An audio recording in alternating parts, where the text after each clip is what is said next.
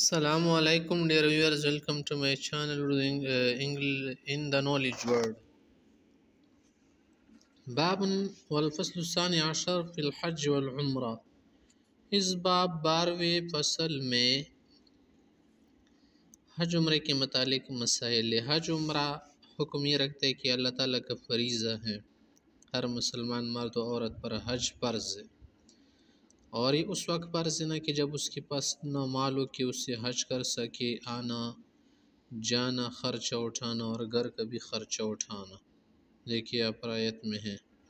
اور اسلام کا ایک رکن ہے حج کے، وہ حج البیت و صوم رمضان. عمر میں حج ایک مرتبہ فرض ہے. الحج مرتن فمن زاد فهو تطوع، مزید کرنا مستحب ہے.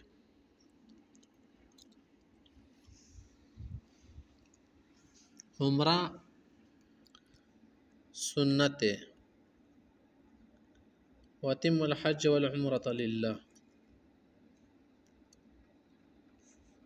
آگے حکمت دونوں کی حج عمرے میں یہ ہے کہ گناہوں کو معاف کروانا ہے اللہ سے تاکہ انسان پاک ہو جائے. دیکھیے اس حدیث سے بھی ثابت ہوتا ہے جب آدمی حج کرے نا صحیح طریقے سے تو اس سے پاک ہو جاتا ہے جیسے پہلے دن کوئی پیدا ہوا ہو.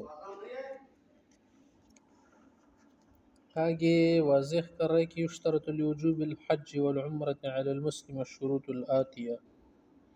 یہ شرط لازم ہے. الاسلام، مسلمان ہونا ضروری ہے، عقل، اور تیسری چیز البلوغ، بالغ ہو جانا. نمبر 4 الاستطاعت، آدمی کیا ہو، زاد و راحلہ کا مالک ہو، منع فقیر نہ ہو بلکہ حج کے موقع پر اور حج کرتے وقت سب کچھ وہ پورا کر سکے جو خرچے آتے ہیں. حج عمرے کے متعلق جو ترغیب بھی آئی ہے شریعت نے اس کی ترغیب دی ہے.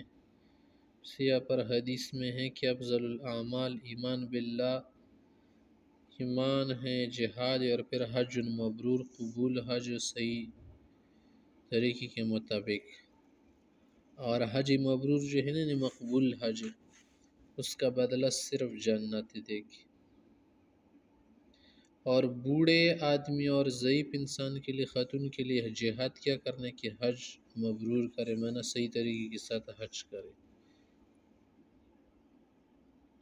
اور جو آدمی حج کی طاقت رکھتی ہوئی پھر بھی حج نہیں کرتا اس کے لیے بڑی ترغیب ہے، تحذیر آ گئی ہے کہ جو آدمی کسی ظاہری حاجت نے نہیں روکا، نہ کوئی مرض تھا اور نہ کسی ذی سطوت نے اسے منع کیا حج نہیں کرے، تو چاہے مر یہودی یا نصرانی، منع اللہ رب العزت اس سے مستغنی ہے. ومن کفر فإن اللہ غنی عن العالمین، نہ شکری ہے کہ اسے موقع پر کیا کر رہے، روگردانی کر رہا ہے.